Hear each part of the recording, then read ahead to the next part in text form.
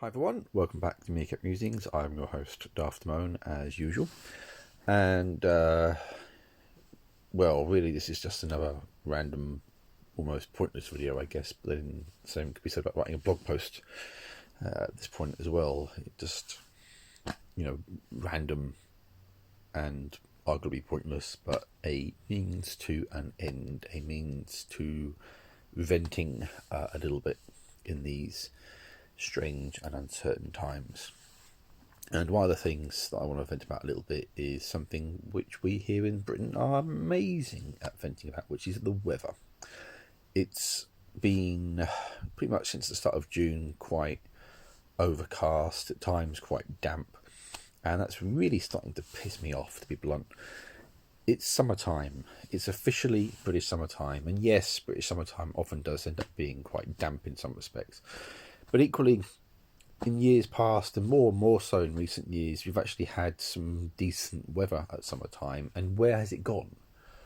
I can see in the distance blue skies, but I can also see a lot of cloud, and I'm fed up with cloud. Let's have some sunshine.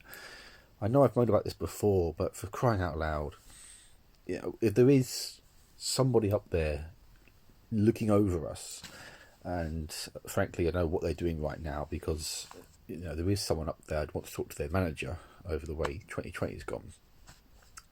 Can they at least please, if they're not going to take care of this virus and everything else going on this year, can they at least give us some decent weather? And consistently decent weather as well. Not just 1 or 2 days where it's nice, or nice in patches for a few days. How about consistent hot weather, some sunshine? That would at least help people feel a bit better.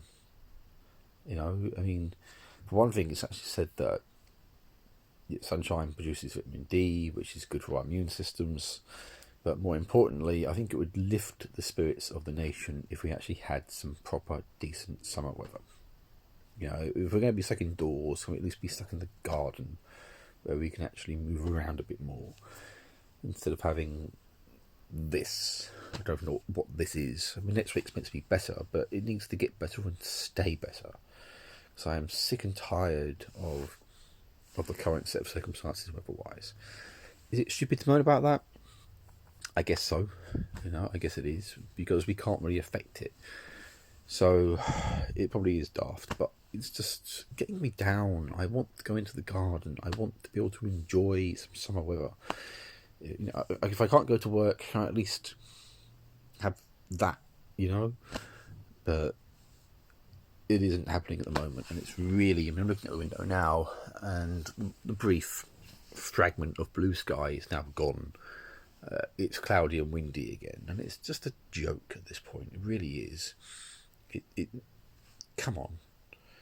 As I said, if there's someone up there, if you're up there, please give us hot weather, starting sooner rather than later. Okay, I know it's meant to be hot weather next week, but please make sure it actually happens. If there is no one up there, then, well, it's pointless asking, but either way, I'm fed up with this bad weather. I really am. But there is some stuff on the horizon which offers a bit of promise. In fact, it's already come back, technically speaking, namely Premiership football is back at last. If you're a Sheffield United fan, you might be a bit annoyed to have a perfectly good goal disallowed. This whole, goal line technology thing kind of failed spectacularly for Sunderland against Aston Villa the other night. If you're an Arsenal fan, you might be forgiven for thinking it's business as usual after a 3-0 thrashing against Man City, which included David Luiz causing, how can I put it? He made a mistake which created a goal, he gave away a penalty, and he got sent off. So kind of an unwelcome hat-trick there for him. And I guess another painful reminder to Arsenal fans that he's really not helped them at all. Quite a pricey defender, I think, and he hasn't really delivered at all. So if you're an Arsenal fan, I don't think you're going to be particularly pleased the way the restart of the season's gone. If you're a Liverpool fan, like I am, then you're we're looking to the Merseyside derby. Liverpool are away, but it's going to be strange without any fans there. The atmosphere will be different. And the reality is Liverpool are 2 wins away from securing the title. And we may even secure the title by beating Everton if Man City lose their next match. But Man City's next match is at home to Burnley, and no disrespect to Burnley, but I don't see them taking points off Man City.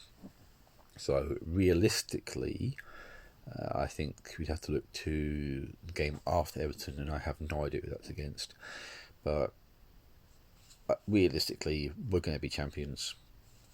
There was a point where I refused to accept that in case I jinxed it, but we're too far ahead at this point to realistically be caught unless we did something really, really stupid. So it's just a case of when now, rather than if. If we could win it at Everton, that would be quite poetic in a way.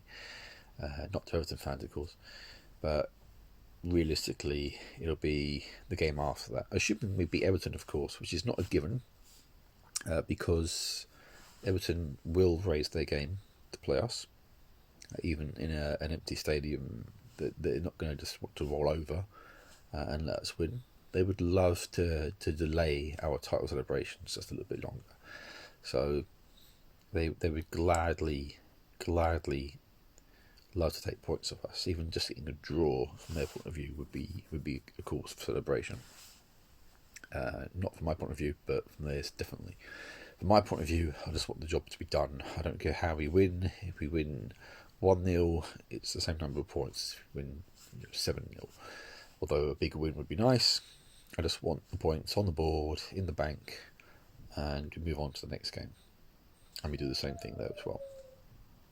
Also coming back soon is going to be Formula 1, which I'm quite pleased with. Double header of races in Austria in early July, and then followed by, I think, a double header at Silverstone as well. So some back-to-back races. It's going to be a bit weird doing 2 races on the bounce at the same venue.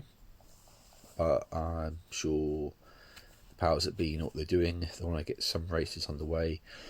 It'll be interesting to see if the second race follows exactly the same pattern as the first, but then weather conditions will change in the space of a week. It might be slightly hotter, it might be slightly cooler. Either way, that'll have an impact on the way the cars perform and the way the tyres perform. So there will be some variation. And I think there'll be some risks being taken. If there are going to be shorter races, there's less opportunity to rack up points. So it's a case of, you might think to yourself, oh well, I finished second in the first race of the season, it's not too bad. But the reality is there's less margin for error, as it were. With less points on the board, I think you've got to go out there and grab those points. So I think there'll be some urgency in the 2020 Formula 1 season to grab those points. Some drivers might argue you can't afford to make mistakes. You crash out in one race in a 20 race season, it's not disastrous. In a 12 race season, for example, that's all we get, you cost yourself more points. But I think people will take chances and take risks. They're going to be bullish, because it's the only way I think you can actually be competitive this season. We'll see. We never know. But I'm looking forward to that next month when, as I say, again, still cloudy. If we get good weather, hopefully, fingers crossed. Beyond that, not a lot going on really. Been playing the expansion pack on Pokemon Shield, the Isle of Armor, as it were, which has been entertaining enough. It's a relatively small thing, I guess. Some new Pokemon, you run around a little bit, and you can unlock a new, sort of legendary or rare Pokemon, which annoyingly you can't use in online battles. I thought, given its nature, you would be able to, but for some reason, no, you can't. Which is a little bit annoying, but that's the way of things, I guess. So, back to normal with that one for who you can use. You can't use legendaries like Eternius, for example. Most of you probably don't know who or what that is.